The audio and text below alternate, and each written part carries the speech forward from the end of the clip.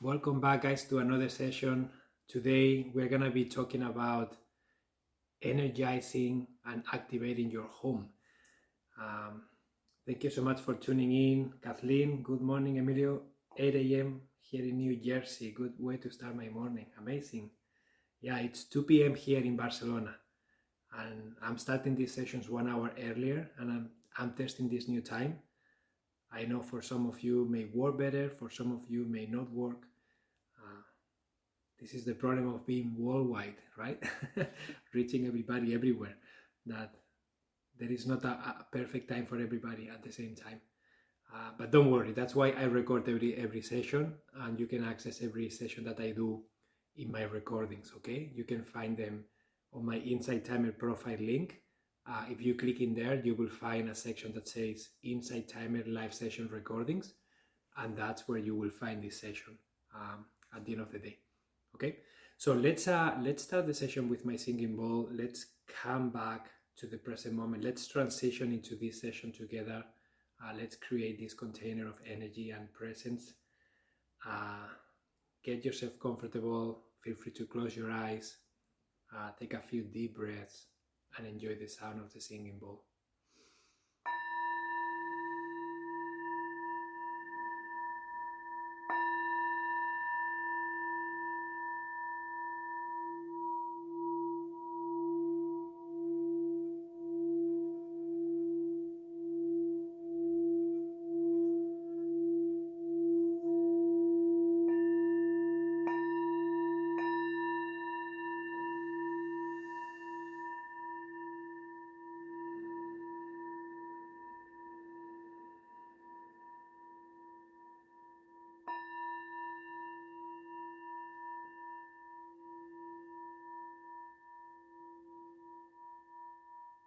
Amazing. Thank you guys for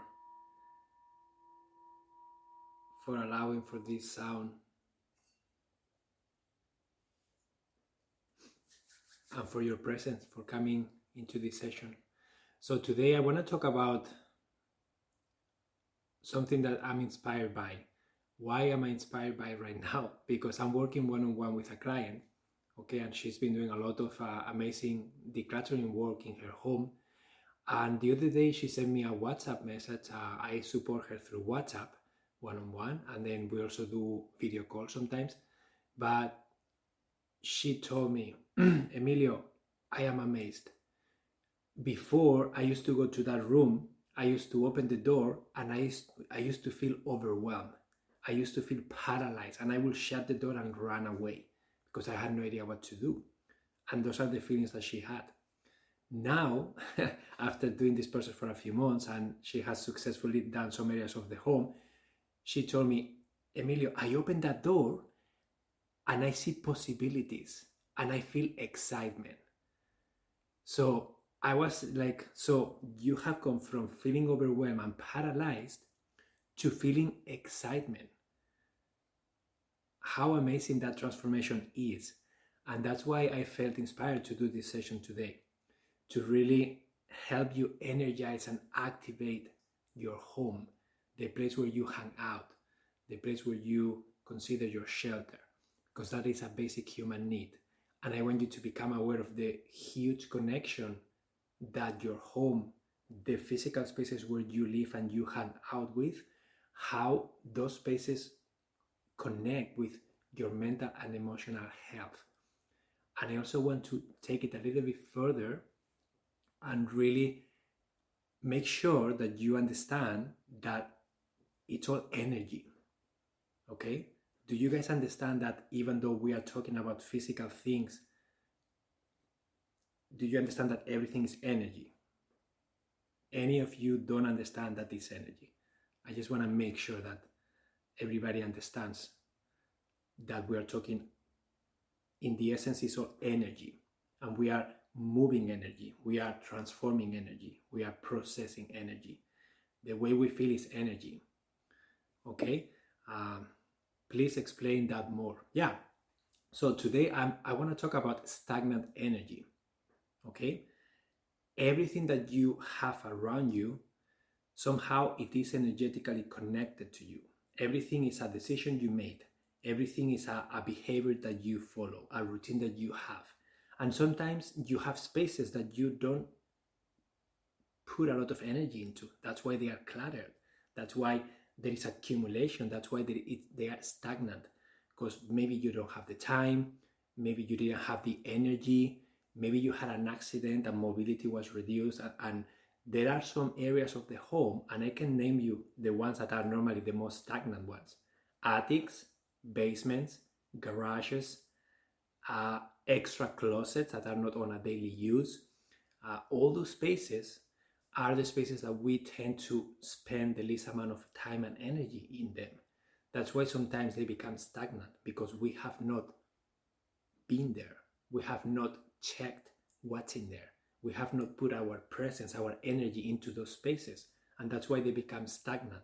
That's why you don't remember what was in there, because you have not used them in a really long time. So that's stagnant energy. What happens when you start moving, you start decluttering, and you start opening up boxes, and then you start seeing objects? Many people, they will feel something, an emotion, a memory. Maybe they will feel sadness. Maybe they will feel guilt.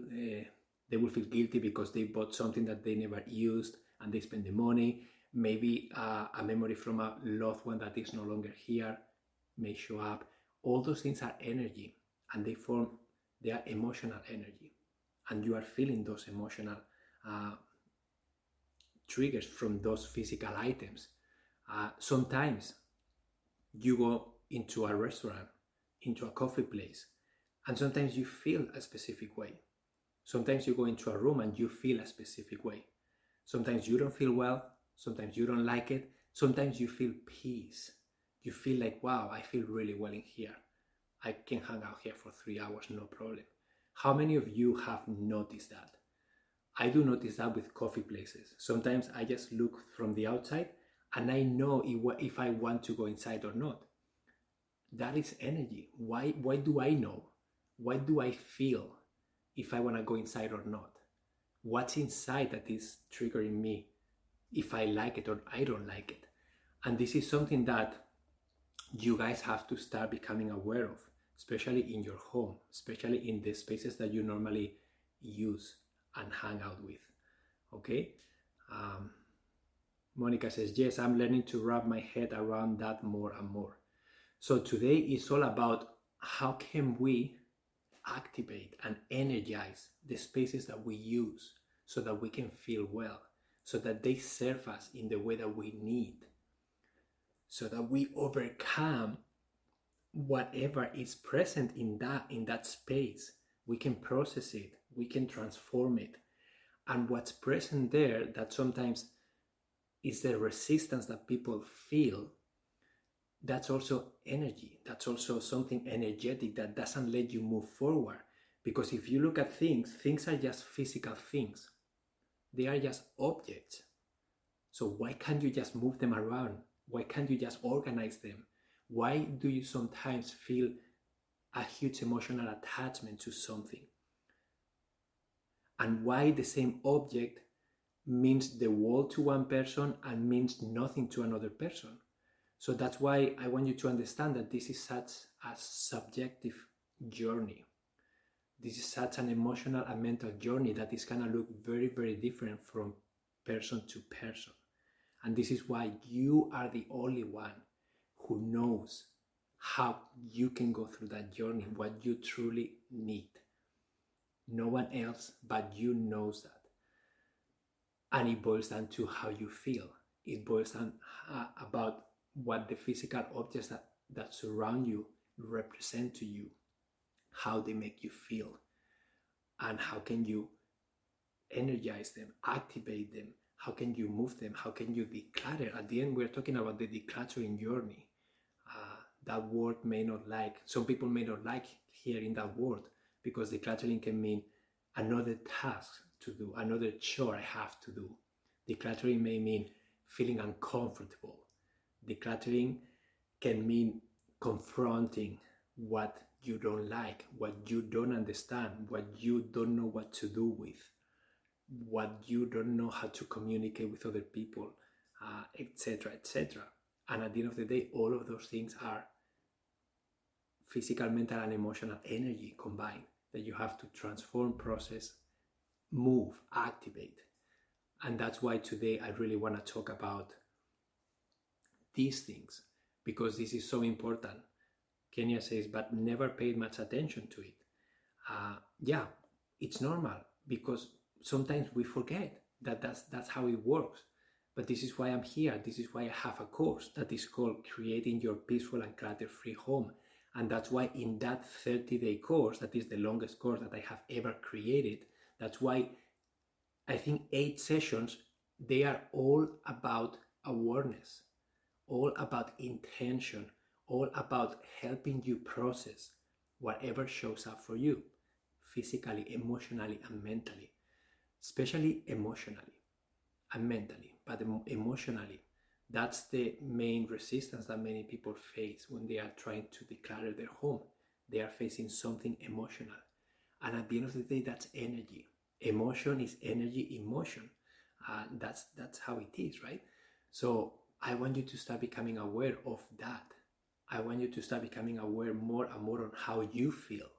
How do you feel in your home? How do you feel in your living room, in your kitchen, in your bedroom? How do you feel outside of your home? How do you feel in a coffee place when you enter? Which one is your favorite coffee place? For example, why? Which one is a coffee place that you don't like? And why don't you like it? And it's fascinating to hear what people tell me when I ask them those questions. Because sometimes some people love knickknacks everywhere. And sometimes people hate having so many things out in front of them. Sometimes people love the minimalism of a place, and some people say, I don't like being here because it looks stale. There is nothing to look at. It's so boring. And because it's so personal. And it's beautiful to have diversity. And you have to understand how you feel. You need to understand what you like, what makes you feel well. What do you want to surround yourself with, and why? And then you can start using that in your home in a way that makes you feel well. Okay? So let me ask you a question, and please use the chat. How can we activate and energize our home? What are ideas that come to mind? What can we do, practically speaking, to activate, to energize our home? I would like you to share in the chat what comes to mind, please, before I start sharing what I have witnessed in the last 10 years.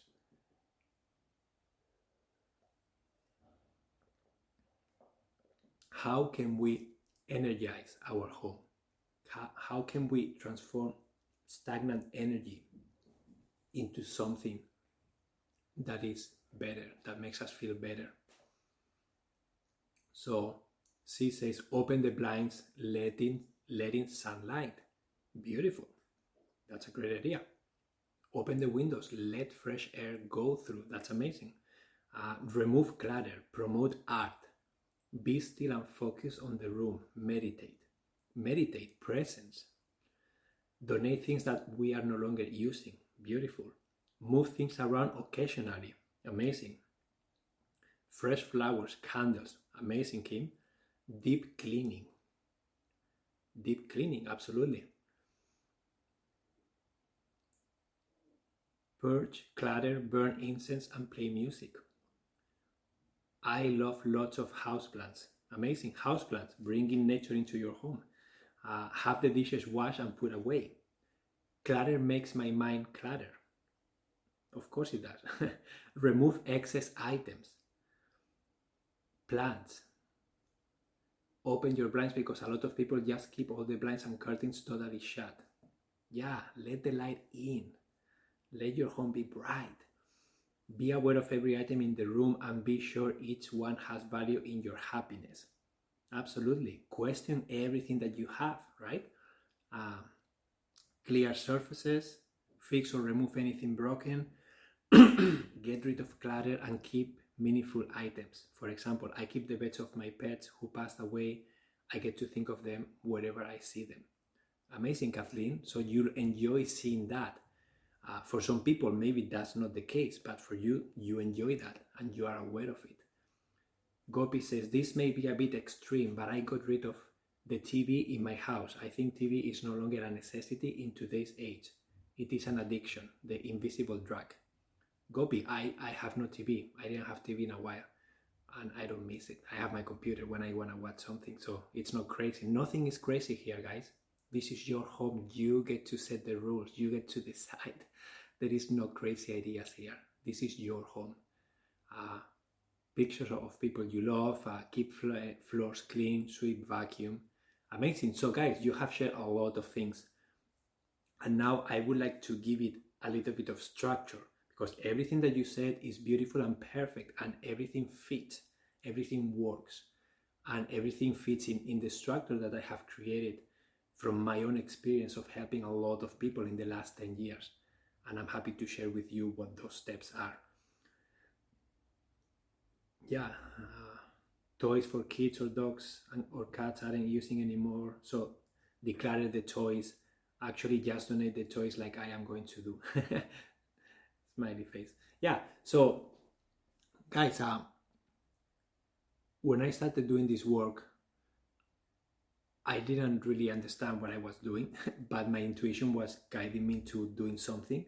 And then I remember that I started doing this work way before I started the company, because when I was traveling the world, I found myself doing this work of decluttering, organizing, emotional processing, all this stuff with people I was staying with. And now I look back and it's like, wow, it's amazing to see that I was already doing this. And I didn't even know that this was a thing. I didn't know that this was an industry.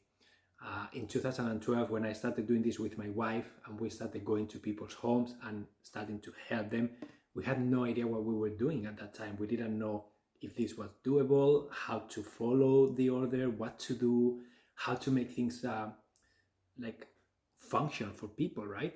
But after doing this several times with different people, we started to develop a system. And then now we have a system that we use with any person, and we use the same system. Sometimes the steps take longer, sometimes they take shorter, but the order we have found by trial and error what works and what doesn't work. And what doesn't work, we found it because we made mistakes and it didn't work out. And then after that, we realized very quickly, what is the order of this process? How can we energize, activate your home quickly? How can we do it efficiently? How can we do it respectfully? How can we do it so that you feel that you are a part of the process? It's not someone coming and changing everything. You are doing it. You are deciding, but you have guidance. And the steps that we created are the ones that I follow in my course. In case you are curious, you can enroll in the course and then you can do the 30 days. But basically, I'm happy to share the main steps in here if you guys want to listen to them. I'm glad I'm not alone, as I am the only one in my family without a TV. Thank you for sharing. Yeah, there are lots of people that don't have TV, so it's not something crazy. Okay, so step number one, okay? The step number one is always awareness. We have to be aware, okay? We need to be aware of what we want. We need to be aware of how we feel. We need to be aware of our current situation, okay? And that awareness, inside the awareness step, so let me share the main steps and then I'm gonna dive into each of them to go deeper, okay? First step is awareness, okay? The second step is decluttering. The third step is organizing. The fourth step is beautifying. And the fifth step is maintaining. Okay, so those are the 5 steps that I'm gonna cover here, the general ones, okay? So becoming aware, decluttering, organizing, beautifying, and then maintaining, okay? So those are the 5 main steps that we always follow in that specific order. It doesn't work if we do it in a different order. We have found that when we don't follow this order, we don't create the massive results that we normally do with people. People are amazed at the transformation that we provide them. They can't believe it. And this is not because we are magicians. This is because we have done this for 10 years with so many different people. So we know what works and what doesn't, and we know why. Because we have done it. It's the experience, right? You become good at what you repeat. So first step is awareness. What does awareness mean? Awareness means you have to know how you feel. You need to understand where you are at. You need to accept it. Part of the awareness is to accept that you have clutter, if that's your case, to accept that you are not feeling well, to accept that you have tried your best and you don't know how to do this, to accept that whatever is present for you, whatever is happening for you right now, whatever life event happened to you, you need to accept what is. So that is the first step, awareness. Then you have to forgive yourself. You have to really be very gentle, very compassionate with yourself and with everything that you have done until now. And it doesn't matter how long you have done it for. Every present moment is an opportunity for you to set a new intention, to change, to start doing something different. That is another huge piece of the awareness. Once you become aware, once you accept, once you forgive, once you are ready and willing to try something different, then you are going to set intentions. An intention is basically you are going to decide to do something different. You are going to start trying something different. You are going to check in with yourself about what do I want to do? What activities I want to do at home? How do I want to feel at home? And then you will discover that. You don't need to have the answers yet. That is a part of the awareness. Sometimes you don't have the answers. You have to try and test different ideas and discover what works for you, how you feel. All of that is the awareness. If I don't know what you need and want, if I ask you to visualize what you would like to see and you cannot describe that to me, I will not be able to guide you through the process. So even if you say, I don't know what I need, but this is not it. So I need change. I need space. I need to move what's around me because what's around me is no longer serving me. And this is not what I want. That's enough, because the decluttering process, when we start the decluttering, the magic starts happening. Because when we declutter, that is the second step. When we start the decluttering process, you are going to start questioning. You are going to start confronting the reality of things. Why did I buy this? Does this belong in my life? Why do I have emotional attachment to this thing? How is this thing going to help me do X, Y, and Z that I said I wanted to, etc., etc. And then you are going to start going through that journey of discovery, through that journey of questioning, through that journey of processing, emotional processing. And the decluttering means, normally we pick one space in the house, we try to give you a before and after, we try to give you a quick win. So we will decide together with you, what is the space that you can benefit the most from? What is the space that you feel that is the priority right now? And we will get started there. And we will start in one corner of the room and we will touch everything in that room. And I know what you're thinking. Some people will say, but that's gonna take forever. There is no way we're gonna be able to get through that. Trust me, you get through that. And that is the magic of this process. Of course, we are doing it together. You are not doing it alone. So it goes faster. But you start in one corner of the room and you question everything that's in there. What's this? Why do you have it? Do you need it moving forward? If you need it, where does it belong? How is this gonna help you paint? Because you told me that you wanted to paint, you wanted to read, and you wanted to have space to practice yoga. How is this object going to help you do that? And then you have to really start questioning and start being intentional. And then when you do that decluttering process, majority of the times people are amazed at how much more clarity they have. They are amazed at how many things they have that they didn't know. Oh, maybe I didn't know I had 10 pairs of hammers or 10 pairs of scissors, or I didn't know I had this many pencils, or I didn't know I had 25 screwdrivers. So when you start decluttering and you group things together and you assess everything that you have and you finish touching everything in that space, The clarity that you have is amazing. The confidence that you build is incredible. Your capacity to make decisions increases 300% because all of a sudden you understand what's happening, you know what's in there, and now you have intentions that you are following, and now you can make very, very intentional decisions. So that is the decluttering process. Okay? So once you have finished the decluttering, because we don't organize before we declutter, it doesn't work, guys. Do not organize before decluttering. It doesn't work. Let me repeat again. Do not organize before decluttering. It does not work. And I have tried many times and it doesn't work. Why it doesn't work? Because if you don't finish the decluttering process in that space and you start organizing, you don't know what you are organizing. You don't know how much you have of each category. If you have not finished touching everything in the space, you are going to start organizing, and then you are going to find something else that needs a home. Because organizing, let me define what organizing means. Organizing means creating permanent homes for everything that you are keeping. So every object that you are keeping needs to live somewhere. So when you are done with that object, you need to put it back somewhere. So you are creating what's called a permanent home. So books go on my bookshelf.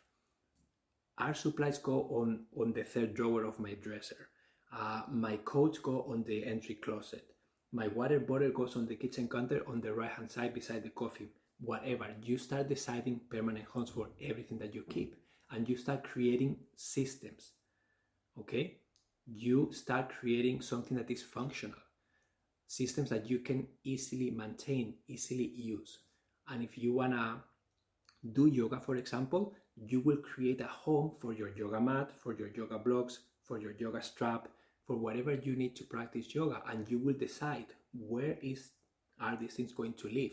How can I put them in a place that is convenient, that I am more likely to practice yoga because it's easy to access, and you are going to do that with every activity that you want to be doing. So that is the organization process. If you don't know what you have, what you own, or how many of each thing you have, how can you organize them? How can you know how much space you need and where are you going to place them? And that's why so many people are so confused, because they didn't finish the decluttering process and they're trying to organize without having all the information. And that's why the organizing is so difficult, and that's why it never gets done in some places, because the process is awareness, intentions, clarity, and then you declutter, and the decluttering is going to give you more clarity, more confidence, and then you are going to organize. When you organize, you need to find the happy balance between how much space you have and how many things you are keeping. Okay? For example, if you have a bookshelf like is this wide and you have books to fill 10 bookcases like that, then you have two choices. Either you increase how many bookshelves you have, or you have to reduce the amount of books. If you don't do one of those, you will have clutter. You will have books that will not have a permanent home. So it's either you create more homes for those books so that they are not laying on the ground, or you accept that there are going to be piles of books on the ground and you have to be okay with it. That's another option. But that's a compromise that you are making intentionally. When you declutter, you start facing how much volume you have of each category, and you start making intentional decisions. I always recommend that you keep decluttering the things that you are the most confident with, and leave the ones that are most difficult towards the end. Because when you start the decluttering process, this is like a muscle that you start flexing. You start making decisions. You start thinking. It's a lot of mental work. The more you do it, the more confidence you build.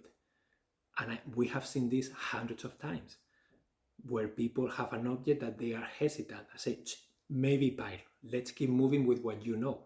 We'll come back here later. And 1 hour later, they go to the maybe pile and they say, yes, no, yes, no, yes, no, boom, done. And the person is like, wow, that was fast. How can I have so much clarity now?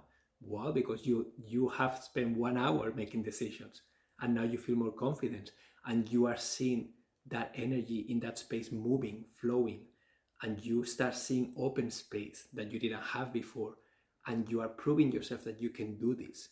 So there are many things that are happening that will allow you to be there with more confidence, more present.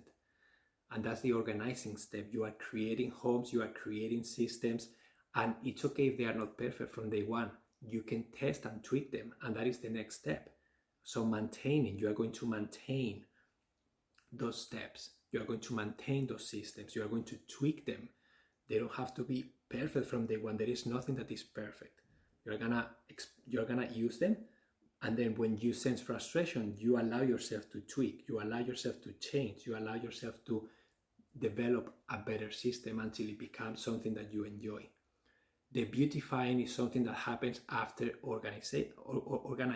Okay, so you declutter, you organize and create those systems, you make your home functional, and then you beautify your home. How do you beautify your home? You can paint it with a different color, you can add plants, you can display art, you can display things that make you feel well, you can change the layout of the room, you can do many things that physically make the space more appealing to you. But the functionality is not the beautifying. So many times people want to organize their homes, and what they are thinking is what color I'm gonna paint the rooms for, what plants I'm gonna put, but they don't think about the functionality and the systems, and that's a mistake, okay? Because you won't be able to organize that space if you don't create a system, if you don't create homes for everything. You're gonna try to beautify, but you are going to still have clutter. That's why you have to declutter, you have to organize and create those systems and those homes, and then you are going to beautify and make it beautiful. And then you are going to maintain. And anytime you notice that you can maintain, that's a sign that there is something that is not working, and then you can reassess, how can I make this different? How can I make this better? Do I need to change this to a different place? And that is how you can activate and re-energize your home. That is how you can move stagnant energy into something that is gonna give you new possibilities, new activities, a different way of feeling in that home, in that space. Okay? And now, do you guys have any questions? I know that I shared a lot, but this is something that is it's so exciting, guys, because I have seen so many transformations from people, and I want you to have that too. That's why I created the course, that's why I show up here every week, and that's why I understand the huge transformation that this can provide you. And this is not only physical. This is not only physical, guys. This is way more than that. When you do this physically speaking, everything changes. When you do the decluttering process, everything changes inside of you.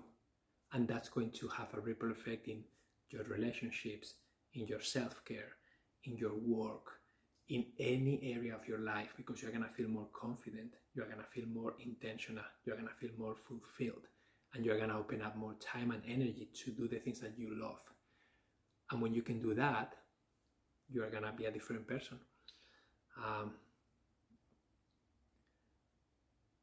So what is the course? So see, the course is, it's called Creating Your Peaceful and Clutter-Free Home.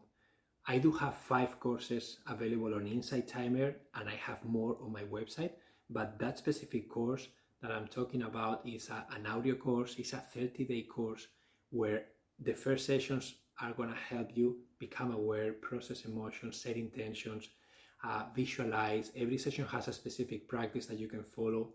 And then after that, we are gonna go through all of these steps: the awareness, the decluttering, the organizing, and the maintaining. And I share how to clean, how to do rituals to make your home like more peaceful and more special to you. And then I share different methods of organization, the Marie Kondo method, the Julie Morgenstern method. I talk about different ways and how they relate with each other. And then I have one session for every area of your home. I have one session for the bathroom, one session for the bedroom, one session for the living room, one session for communication with others, one session for the garage, one session for pictures and mementos and emotional items. So it's a very in-depth course that you can take at your own pace, and it's going to help you go deeper into everything that I'm sharing today. Okay? Please repeat the name of the course.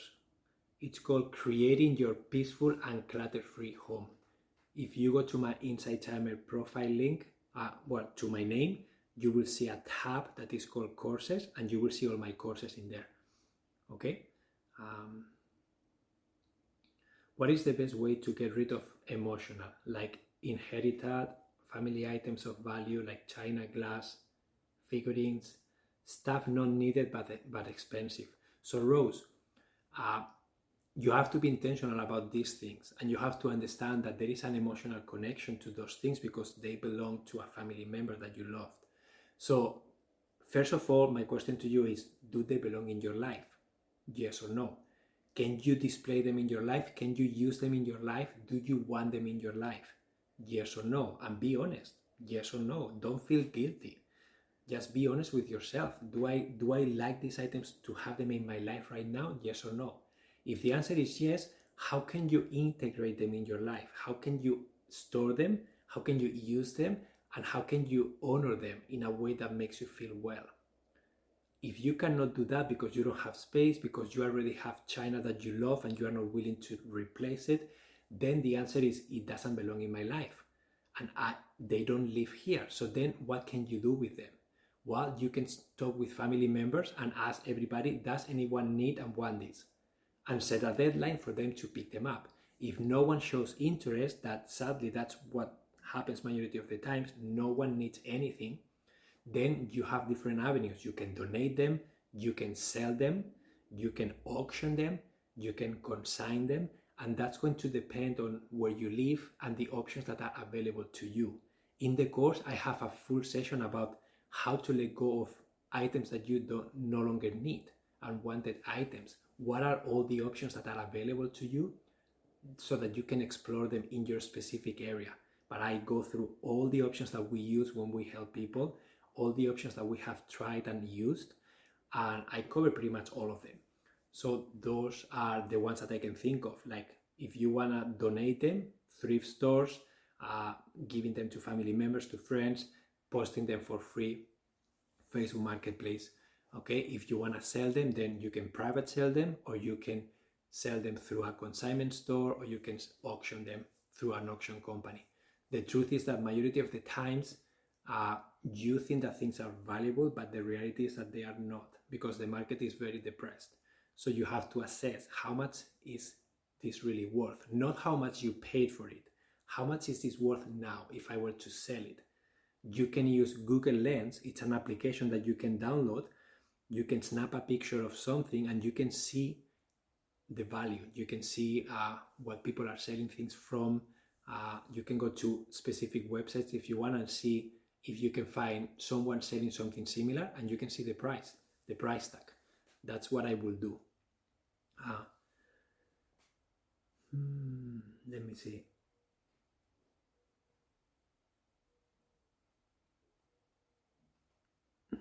Yeah, Linda, you said, I found an auction place that can sell off items. Problem was only accepted value-based items. Yeah, so many times they are very restrictive about what they accept, and many times it's very difficult to find a good home, someone that will sell them for the price that you want. So that's part of the awareness process. It's like getting all the information that you need so that you can make an intentional decision. But having the information, how much is this really worth? How much can I sell this for? And how much time am I willing to invest in doing this? Because sometimes it takes time to research, to post things, to reply to the people who is asking. It just takes a lot of time. Okay, so Christine says, how do you ease the concern people may have that things are going to get worse before they get better? Especially if the space requires multiple sessions spread over a few days or weeks. I have found that the messiness of decluttering can be more stressful than the mess that existed before. Christine, that's a great question, and it is true. Things get messier before they get better. But this is a transition. This shouldn't be the state of your life. Sometimes people say, yeah, I declutter 5 minutes every day, and I will do that for the rest of my life. And I say, no, Decluttering should be a one-time event, okay? A one-time event doesn't mean that needs to happen all in one go, but you are decluttering and you are in the process of decluttering, and then you will be done, and then you will be keep moving forward with life, and you don't have to be decluttering forever. That's why I always recommend to start small, start with a place that you can transform and do a before and after. And then this is like a ripple effect. You will keep going through room after room after room, but you need time. And I don't know how much volume you may have, but the more volume you have, the more decisions you have to make and the more things you have to spread around. And it depends on the specific situation. I will have a different approach, but the process will always be the same. I will first declutter. Majority of the times, people let go of a lot of things, and when they let them go, like majority of the times, they donate them. They say, I don't want anything to do with these things anymore. I don't need any money. I don't want to spend the time selling them. I just want them out of my life. I want the space back. When we do that, we always bring a trailer or a truck. We load everything in that truck, in that trailer, and we take it away. And the person is left with the space. And when the person experiences that, they don't choose clutter again. They are very intentional about what is coming back to their lives. So my answer will be, you need to accept that this is a process that needs to unfold and needs to happen that way. If you are decluttering, you have to put things away, you have to spread them out, you have to look at them, you have to make decisions, and then you have to place them back and create a system. That takes a little bit of time and energy. But if you do it once, I promise you that it's gonna be better than if you don't do it and you are struggling every day with physical clutter, if that bothers you. So that will be my recommendation. If the clutter is bothering you, if you want to do something about it, if it is your intentional choice to declutter because that's what you are choosing, then do a one-time event. Maybe it takes you 3 days, maybe it takes you 3 weeks, maybe it takes you whatever, but it's a one-time event that you will start and finish. It's not an ongoing thing that will happen forever. That's my recommendation. How do you recommend organizing things by categories? So Kenya, very simple. One of the exercises in the course that I invite you to do is pick a space in your home and then visualize the activities that you would like to do. And then when you visualize the activities that you would like to do, then you can write them down. For example, if I look at in this space in my living room right now, I say, okay, this is a space. What do I want to do here? I want to work and do my sessions here. I want to play my guitar here. I want to hang out with friends, and I want this to be a social space when people come over. I want Eva to play, and she has a little table there. So I think of all the activities that I want to use this space for, and then I start thinking about what are the physical things, what are the categories that I need here. So for my music, I need a guitar, I need somewhere to hang it, I need a place for my music book, and I need a place to sit and to be able to play. So I create a home, I have my music book on the cabinet there, and I have this chair that normally lives beside the guitar, and that is my music station. That's how I use it. And then books, there is a book section, so I think about that. And then if there is anything else that doesn't belong in any of those categories, then that is clutter. It doesn't belong in this room. So then I will look at that thing and I will say, where does this belong? Is this something I need and want, or can I let it go? Can I donate it or sell it? And that will be my processing. So the categories will vary depending on the space that you are organizing. Okay? Yeah, beautiful. Danny, I love what you say. Yes, decluttering is one time, like when you are going to paint your room. It's messy, but when it's done, it's beautiful and feels great. That is an amazing example. Yeah, when you paint, it gets messier before it gets better. But you don't stop painting because everything is messy and you are freaking out. You accept the process. You accept the messiness. The temporal messiness, you accept it because you know the benefits of that after. It's the same when you are moving homes. Many times people call me, I need your help, I have clutter everywhere, I am overwhelmed, and then they tell me the situation and they are moving houses. And it's like, excuse me, you are moving. Like, you need to relax. You need to accept that you are moving. Things are gonna be messy. You have to pack things in boxes. Boxes are gonna be everywhere, and then you're gonna go to your new place, and that's gonna be the reality for a couple of days, 3 days, however long it takes you to unpack. But you cannot avoid that process.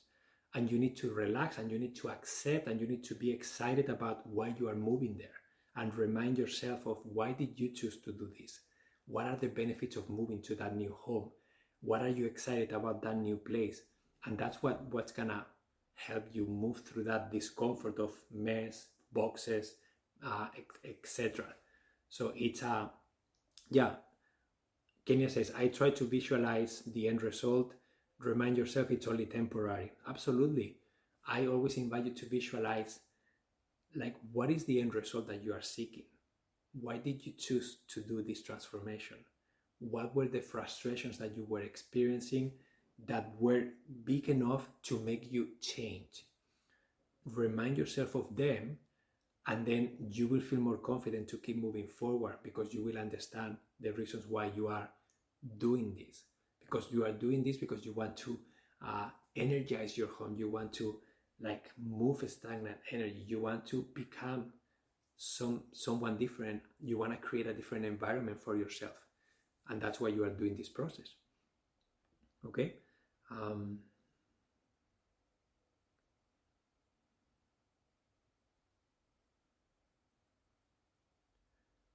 Yeah, Emilio, thank you for giving me hope and direction. You are welcome, Kathleen. So the last question I can take, Gopi says, how do you do this when you are in charge of belongings of a deceased family member? The belongings are not yours. Do you have any guidance? Yeah, Gopi, happy to reply to that question, and then we can wrap up. So this is something that I also cover in my course, because it's a very common situation. You have a person passes away, and they leave a lot of things behind, and then someone is responsible, and that person doesn't know, because that person is in the process of grieving, that person is overwhelmed, that person is sad, that person is in a roller coaster of emotions, and on top of that they have to deal with things that majority of the times they have enough in their homes. Everybody has enough in their homes, and no one wants anything. So my guidance will be to, first, if you can, photograph or make an inventory of what you have, and then I will send an email to every person that is involved in the family and friends and say, guys, I don't need any of these things. They are here. Who wants them? Claim them and come and get them if you want them. Okay? And then let them show your interest, and then set a deadline. If things are not gone, if no one claims these things, I will make any decisions by myself, and then you will not get them back. Okay? So if I choose to donate them, to sell them, to do whatever, it will be my responsibility. So if any one of you is interested or has expectations about anything, speak up now. And then you let them show interest, or maybe not. If no one shows interest, then at least you have the peace of mind to say, okay, this is now my responsibility. No one else wants to do anything, and whatever I do is going to be okay. So now it's just you. If people show interest, they can come and they can get them and process them in whatever way they want. Okay? And then after that, what can you do? You can donate, you can sell, you can auction, you can consign. You can do a garage sale, you can give them to a family that may need them, you can post them for free on Facebook Marketplace. So there are many, many different avenues that you can, like, diverge those things into. But many times the problem is the emotional connection to those things, and the communication between you and all the family members. It's unclear. That's why my recommendation is make it clear. Make it convenient for people to show up interest if they are interested, and put a deadline and say, guys, this is my responsibility. The things are in my home. They will be gone by this day if no one shows interest. And I will decide what to do with them unless anyone has expectations. And then that will be a good approach that hopefully will make you feel more in control, will make you feel more intentional, will make you feel that you are honoring those things, because you are giving everybody the opportunity to speak up and take them and love them if they want to, but you are not forcing anyone to do that. But if nothing of that happens, then you have the liberty, you have the freedom of deciding after what you are doing. without having to consult to anyone. And no one is to come and tell you that you did something wrong because they didn't speak up, and you are going to be very clear about that. Like, I don't want anyone coming after telling me that I should have sold that, or I should have done X, Y, and Z, because now is your opportunity to speak up. And if you don't, I will not accept anything after. And you have to be very clear about that. That's my recommendation.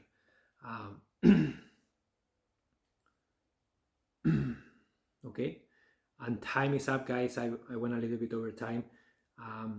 Thank you so much, guys, for being here. I hope that this session was helpful. I hope that you guys can enroll in my course if you're feeling interested, and you can dive deeper, and I can support you through each day.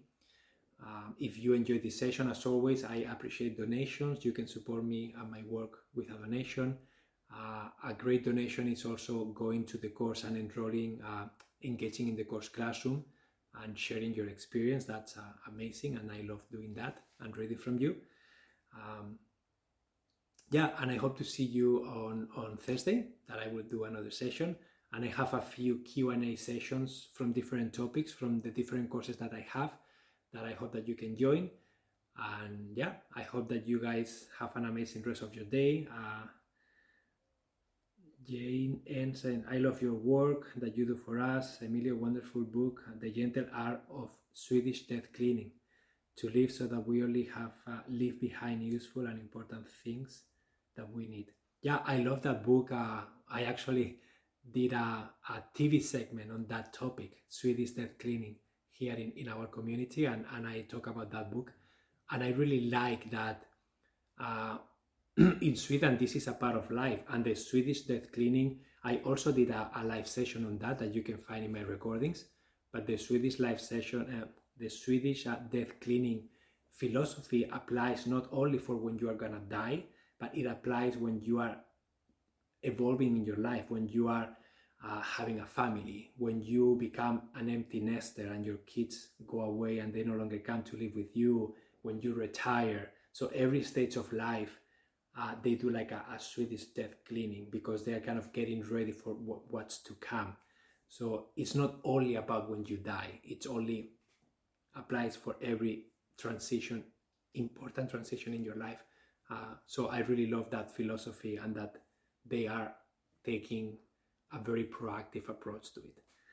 Okay, guys, thank you so much for being here. I hope to see you next Thursday.